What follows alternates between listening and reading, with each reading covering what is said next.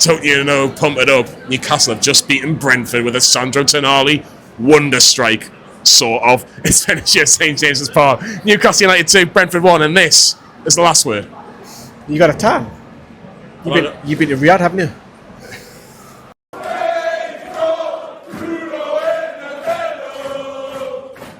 Yes, welcome back to Newcastle Fans TV. It is the last word with Lee, with Sam, and with me, Johnny. 2-1 win over Brentford. We lived in Brentford for about a weekend, and yes, now we've just beaten them after. I think they won like 4 or 5 consecutive away games, so they're in good form with Brentford. Team news: no surprises for the starting 11, unchanged. On the bench, one change, no Matt Target, and Leo Shahaha. Is that how you pronounce it? Shahaha. What did you make of it?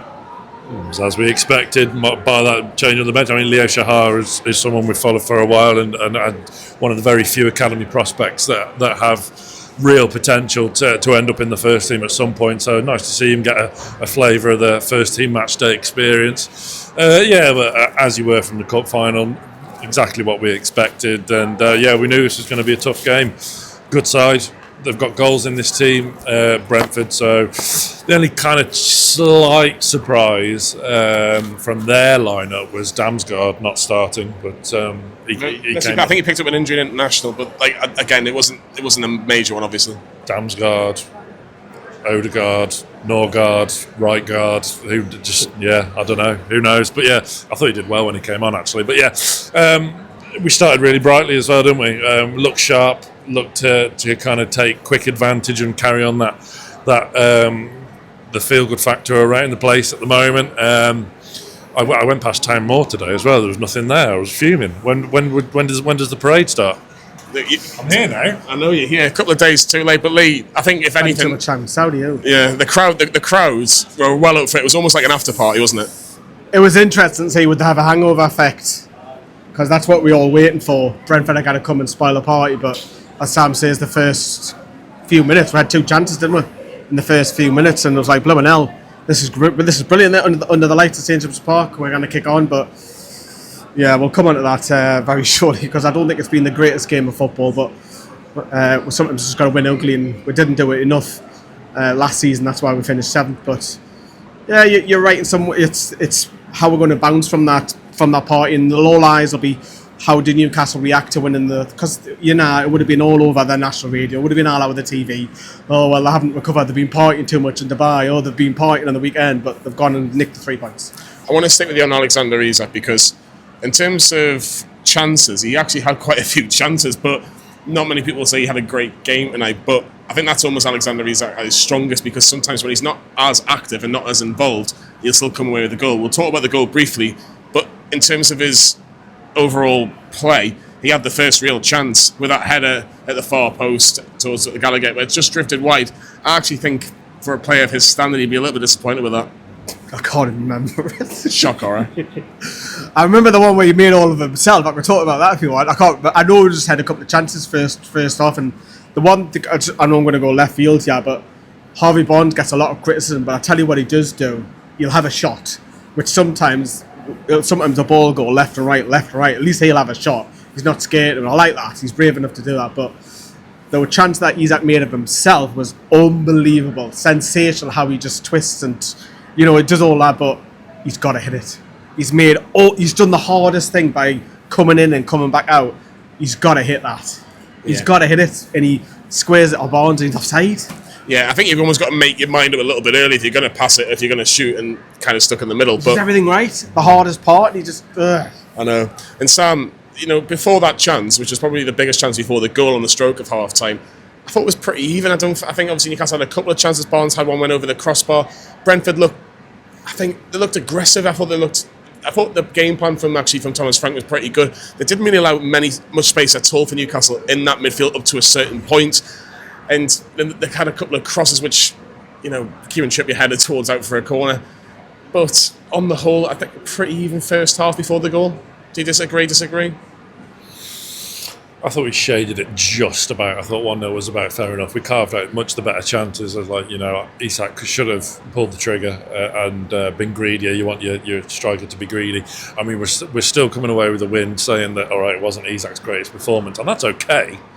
We've come away and won the game, and unless you're Messi or whatever, you're not going to have an absolute worldie every single time you grace a football pitch. There was a few subpar performances today, but that's seriously nitpicking. I think we just about shaded the first half, and at the end of the day, Isak kind of forced the mistake. I'm not sure the dubious goals panel will be awarding him the goal, but he's forced the goal. He caused it. Murphy was in and out in the game, wasn't he? And Barnes, I agree with what Lee said there. He's done well in the main today as well. But for me, I thought we just about shaded the first half because we carved more clear opportunities than they did, where it was just a bit.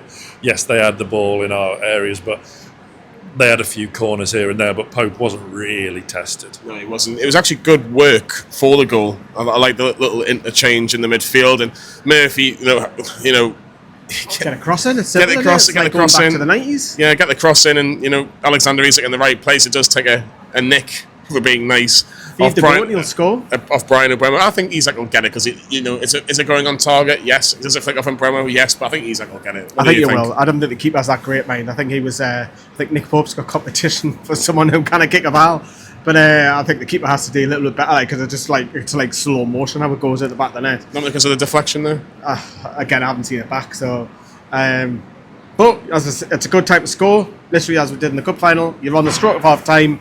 You're 1-0 up. Do you deserve it? Maybe slightly, but Nick Pope wasn't tested first half. He wasn't. Second half, though, Sam, Brentford were just coming in ever so slowly towards the final third of Newcastle. There were a couple of half moments, a couple of chances just over the crossbar.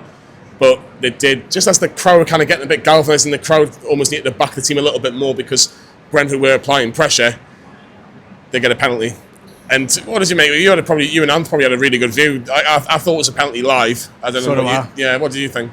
We were adamant it wasn't. I think it's blatant. Well, you had a better higher vantage point from where we are. We've got to look because we're the other side of the goal in a way, so we've got to look across. So whilst we were at the front, we didn't have a spectacular view. But look, after the VAR had cleared it, it was apparent that it was a penalty. I mean, look. We started okay in the second half, but if you think that game's won at 1-0 against a team like Brentford, who have goals, I think they're a very good outfit. I think they're a cracking little side. But the penalty was the penalty, and obviously VAR cleared it, and Mbeumo sent Pope the wrong way, and it was a bit squeaky bum, wasn't it? Because we were kind of doing our best to throw it away, and there's been a few occasions here this season where we've gone 1-0 up and then kind of ducked it up. So ducked it up. Yeah, exactly. So it was good to see a better response, but they did have their moments in the second half. By all means, Brentford did. They really did. And that was our first penalty conceded this season. Remember the last one? No. Everton at home last season. Paul Dummett. In terms of home games, anyway. But in terms of two real big moments, and you kind of almost touched about it before Brentford got the penalty and scored from Mbeumo, which I had absolutely no doubt Mbeumo was going to score. You just kind of knew it. But Jake and Murphy having a chance, should have done better. Harvey Barnes cutting in, should have done better. Regarding the penalty, this is where you have a really good vantage point, being front row. Pope went the way that Mbeumo's eyes were fixated on. Mbeumo gave Pope the eyes. Don't you look at this ball, though, as a goalkeeper? I don't know. I'm not... You're putting me in a spot here because I coach youth goalkeepers now.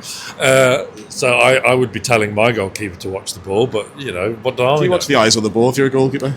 Well, I played in goal, so I follow the ball. Yeah, that's what I do. That's what I would do. I thought it was interesting because Mbeumo was kind of making it pretty blatant that he was going to go that way, and Pope seemed to... I don't know, who knows? Maybe Pope's confidence isn't as high as it should be, but... especially after conceding the penalty as well. So I don't know. It's a moot point. I thought Nick Pope did well today. Apart from that, before he had no right game, he redeemed himself later. Didn't he? He did. But two big moments. The first one from Ethan Pinnock, header off the inside of the post and comes back into the hands of Nick Pope. What a moment that was. Really happy that hit the post and out. And then Lee, Sandro Tonali, did you not hear me? And the guy goes, shoot, when he was like right next to the corner flag, and he buries it in the top of the net, essentially. Two things, and that Pinnock moment is the key moment of the game. Of course it is. That goes in, we don't win. Yeah. Simple as that. We don't come back tonight. And we're so lucky. And sometimes you've got to have luck on your side, and it hits the inside of the post and into Nick Pope's hands. And look. Didn't mean that. It's for us, then it was all in our favour, and then Sandro Tonali, it's a cross. Is it a cross? Yes, it's a cross. I haven't. Flecking is caught out because of the power of it. Do you think that's what he's caught out by? Do you think he's just done what every other standard goalkeeper does? I'm looking at the goalkeeping coach here. Do you think he looked at Sandro Tonali's eyes? Can't see him. Do you know what?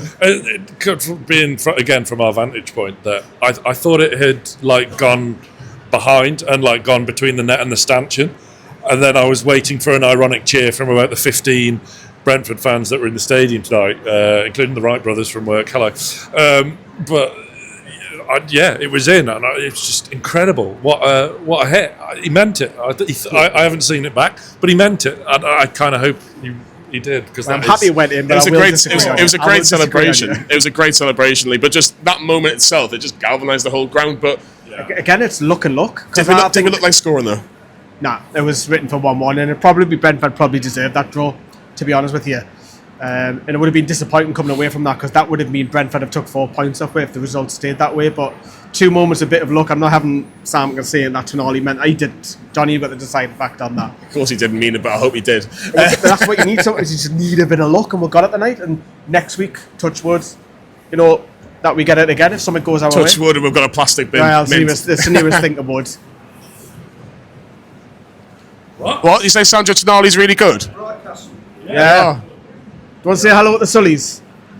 Hello, Sully. How are you doing? Where are they? Where are they? Where are the Sullys? McGallagher. They're not here then. No, they're never here. Are you waiting to go live? You're live? You're live. Yeah. Live to the millions, now. thousands, hundreds. What, sorry? Live to the millions, thousands, and hundreds. Right, okay. Good evening then. Well, professionally even, I'll probably say. Professional evening, yeah. Who's your man of the match today? Sandro. By a mile? He may be out of shot, Absolutely. I think he's covered every blade of grass on St James's Park. I'm only messing, because your lovely lady was just started walking this way, and I was like, if you want to get out, you have to keep moving. It's on widescreen. Hopefully you're in shot. No, it won't be. If not, it looks like I'm talking to a random final question, Champions League, yes or no? Yes. Good man. Without a shadow of a doubt. Lovely to catch up. Absolutely confident. Lovely. Yeah, Leicester?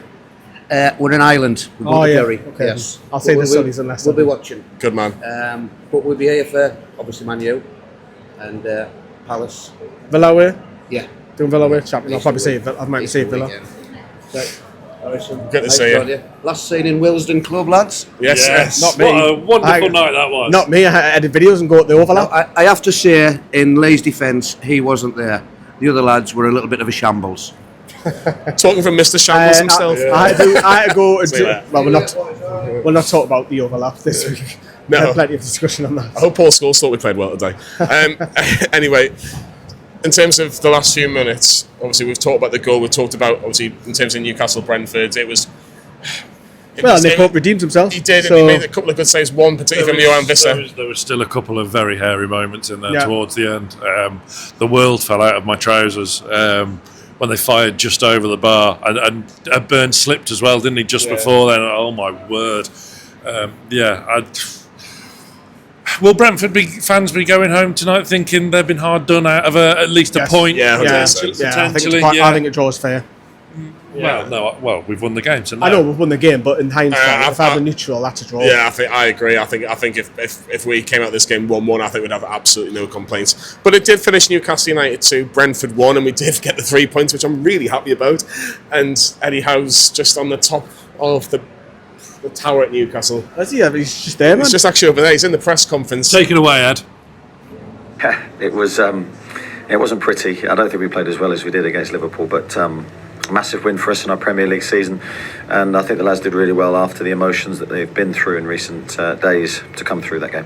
I think you're always a bit anxious when the ball's in your box. I think they've looked at it and it's not a penalty. It doesn't matter. If he's saying that makes me think he didn't mean to shoot. I haven't spoken to him yet, so I don't know, but he has a thunderbolt of a strike when he does go for goal, and I think it's when it left his foot, it looked like he had all the power.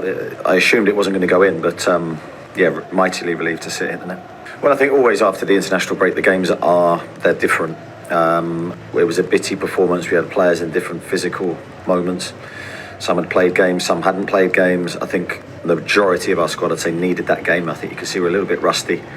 Looked like we picked up a few minor injuries. We hope that they're not going to be anything that stops anyone playing the next game. So, because we have such a small squad, so there's a lot to review for us. Thanks, Eddie. Look, I thought he was quite measured on Saturday at the time, Lee, in terms of Eddie Howe. In terms of Eddie, in terms of switching the minds. Yes, we've won the trophy. Yes, the monkey's off our back. However, there's still 10 games left before. Oh, you mean like before a night? Yeah. Oh, right. Okay. Mindset change. It's almost like a brand new season. Can we get into that top 5? Because there's a 99.5% chance that 5th place is going to get in the Champions League. At this moment in time, we're in those positions. Yeah. What a win! Big win. Yeah, on the bus he looked quite emotional. I think he was trying to hold it back when I think it was Ant Deck or Keith. I can't remember which who did it, but on stage towards the end, he literally put a message out saying, right, we've celebrated this, continue to celebrate this, let's go again. We've got 10 games, we've got 9 now, we've got to go and chase, because look, we didn't want to play a 4th place team in Slovakia. We want to go and play Are you telling me you don't want to go to carry a bag away? Or Bratislava? No, I want to avoid those places. I want to go to Spain, I want to go to Italy, in nice warmer climates, and where we're a little bit more... You're going in November, mate. It doesn't matter where you go. Spain will be quite warm in November. But we don't want Conference League. It's great that we've got it, and the pressure's off a little bit for that. It's nice to have that to fall back on if it all it's a does nice safety go net. tits up. But you want at least Europa League, and then can we go and get Champions League? The Champions League fight is definitely on, and it's out of 5 or 6 clubs, isn't it? It really is, and that's a really good point. And this is your updated Premier League table. Look at that, it's amazing. In terms of what really, when you look at the results, Brighton, Aston Villa, 3-0 Aston Villa, which is a bit of a surprise. That was a peculiar nuisance, wasn't it? Yeah, it really was. In terms of the other ones, we expected Manchester City to win. Obviously, yesterday. Bournemouth dropped points again? Bournemouth lost at home to Ipswich. That was a really interesting one. And Nottingham Forest. They're on free-fall, Bournemouth. They are. And Nottingham Forest beating Man United. That's to be expected. It's not. It is to be expected. It's 7 points in the game and 2 for catch Forest with 8 games. Well, 8 games for Forest, 9 games for us. Oh yeah, the top 3's done. Definitely. Yeah, 100%. It's a battle for 4th and 5th. City don't have Haaland for the practically the rest of the season. Yeah. So it's between ourselves, Chelsea, City, Villa. Would you put Brighton in Still there? put Bournemouth in it. I know they're on free fall, but Fulham. I think Bournemouth, Brentford, Brighton, and Fulham probably just a little bit lower. I think Villa, City, Chelsea, Newcastle probably end up with Forest unless Forest fall off a cliff. Who knows? But look, really, really interesting. Let us know in the comments as well what you think of that race for Europe. And Newcastle still are in 5th place right now, which is absolutely fantastic. I know, but you're kind of clutching at straws if you want Spurs to do you any sort of favour. Don't know when they play tomorrow night. I've never said Spurs will be Spursy. Never in the month of April. Lee, going back to tonight, man of the match. This might surprise you, Kieran Trippier. You always say Trippier. No, because I think the last 3 games he's been absolutely sensational defensively. I think he's been a massive boost, and I think if Lewis Hall was back, I think Livermore, even though Livermore had a good game tonight, I think Livermore will be out the side. So I'm going to say Kieran Trippier, just on and off the pitch, leads by example, and I think he was brilliant. I don't think anyone's a 10, 9 or 10, anything like that. I think they're all like 7s, but Trippier's probably the best. But could I touch on Anthony Gordon's back? I think playing on Monday will help him get back from his injury as well, having that extra couple of days rest. Man of the match for you? Tonali is a clear winner, but I was going to give a shout out to Livramento. I thought he dealt with Mbeumo very, very well, and continuing a really good solid run now at left back, which it was great. I couldn't have said it any better myself. Livramento deserves massive plaudits because I actually thought he was outstanding against Mbeumo. I really did. He's had 2 games. He's had Salah and Mbeumo. I mean, they're the 2 best right wingers in the league. Yeah, you could playing that certainly position argue technically. that. So yeah. both full backs brilliant. Yeah, and Tonali will certainly get there. He's so good. Even when he made a mistake halfway through the second half and losing the ball, he still won it back when it looked impossible to do so. You just think, what a player. Yeah, what a player. Sandro Tonali just about gets man of the match. It's 2 for Sandro, 1 for Kieran Trippier. Let us know in the comments as well Who's right, who's wrong? Is Lee right? Am I right? Is Sam right? Are we all wrong? Let us know, tell us in the comments below. Monday night, Leicester, you looking forward to it? Aye, Leicester's got good memories for us. It's sad that they're going to go down because It doesn't for me. I've been there once. We lost 4-0 and I got COVID. I was on the court. I was on the. Just move over here, just ever so slightly. No, I was on the sofa for about 3 nights because of that. So you spent someone who's got COVID. Yeah, so that was nice. But look, it's a nice ground. They're putting in a great section. Normally we have a good record there. Sam, don't come any more than if you don't. Looking forward to Monday. Yeah, I am. Hopefully, we'll see. Hopefully, we can continue and get on a bit of a run going into some really key fixtures. Yeah, certainly. you've got to beat them. We've got a Monday night. He'll be there, and you'll just hear someone go, "Where's Johnny? Where's Johnny?" The Sullys again. Yeah, Johnny won't be there, unfortunately. Like and subscribe to Newcastle Fans TV. Make sure you watch his reaction. You watch his reaction for Monday night against Leicester as well when they do the last word outside the King Power Stadium. Newcastle United are 5th, Sandro Tonali's mint, and Newcastle won the bloody cup. We'll see you all very soon.